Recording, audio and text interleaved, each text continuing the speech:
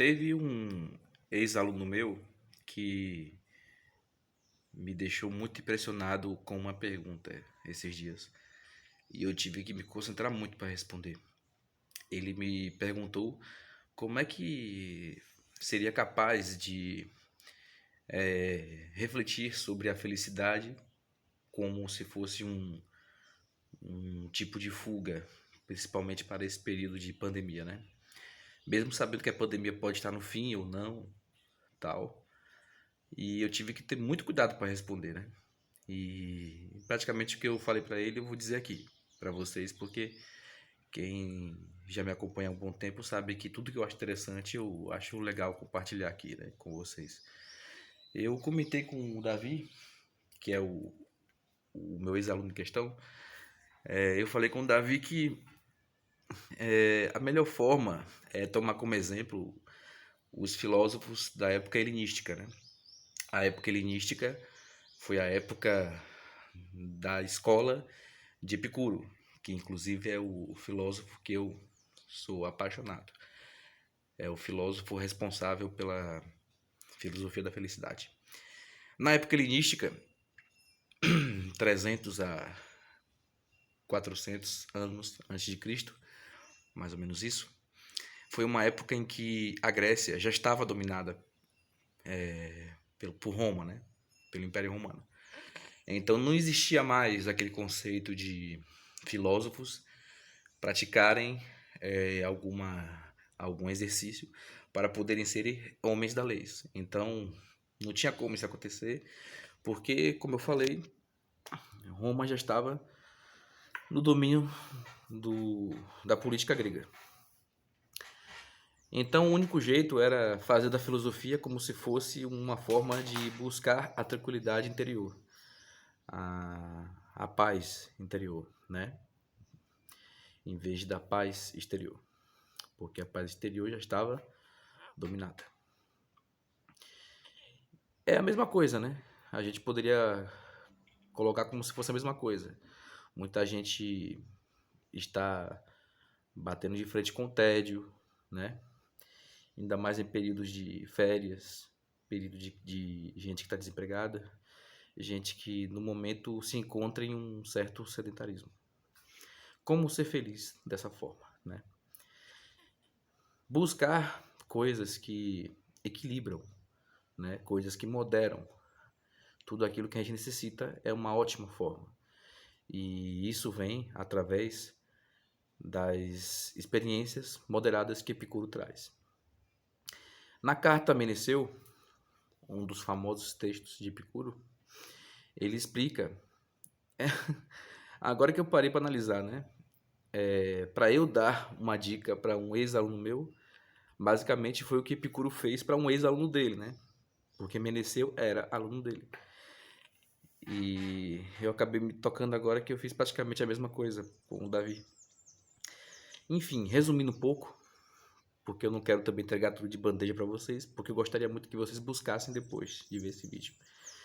Basta vocês procurarem um texto que é muito curto, 6 páginas, se eu não me engano, esse texto, né? Carta a Meneceu é o nome do título, mas também vocês podem achar como Carta para a Felicidade, né? O Livro da Felicidade, de Epicuro de Samos. Simplesmente resumindo bem, com bastante facilidade, eu diria o seguinte para vocês. Para vocês buscarem a felicidade, mesmo em um momento de aflição, é possível de duas formas que vocês podem alcançar e três ao todo, porque é duas formas que você pode alcançar e uma que você não pode alcançar jamais. Mas, professor, por que é que a gente tem que saber da terceira forma, já que a gente não pode alcançar jamais? Para você evitá-la, você tem que conhecê-la. Vamos lá, na ordem. Você tem que buscar aquilo que é necessário e natural. Por que necessário? Porque a gente precisa. E por que natural? Porque é da nossa natureza ter, adquirir, executar. Por exemplo, é necessário comer, é necessário beber, é necessário dormir, é necessário descansar. E é da nossa natureza comer, beber, dormir, descansar. né? Querendo ou não, a gente precisa e é natural fazer essas coisas, né? E isso traz felicidade por quê? Porque nos sacia, certo? Quando a gente está com fome, a gente come, a gente se encontra satisfeito. A gente está com sede, aí a gente bebe, aí a gente se encontra satisfeito, né? E por que isso ajuda a buscar a felicidade? E por que moderar isso, já que é tão importante? Porque tudo em excesso faz mal. A água é necessária para nos manter vivos, mas não é bom beber em excesso. E o mesmo vale para a comida. A segunda coisa é aquilo que é necessário e não é natural. É necessário e não é natural. O que é necessário, mas não é da nossa natureza? Praticar coisas que não nascemos para fazer, mas que nos fazem bem. Mas, professor, como é que uma coisa não foi feita para nós, mas se a gente o fizer, vai fazer bem?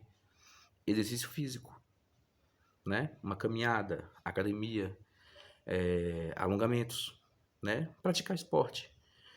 Nós não nascemos para fazer exercícios físicos.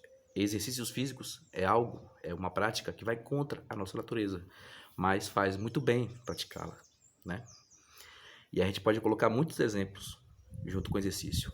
Sexo, entretenimento visual, como filmes, séries, entretenimento, leitura, né?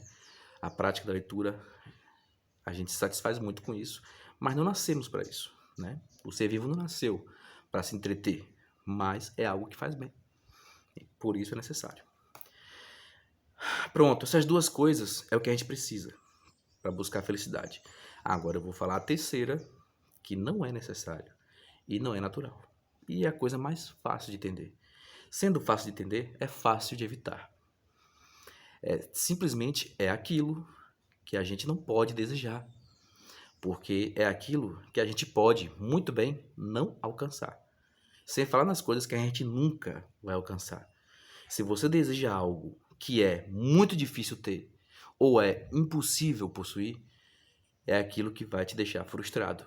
E a frustração é uma coisa que impede de você buscar a felicidade. Quais são os exemplos disso? Buscar ser imortal, buscar ter uma vida longa, buscar ser milionário. São coisas que é difícil possuir ou impossível, certo?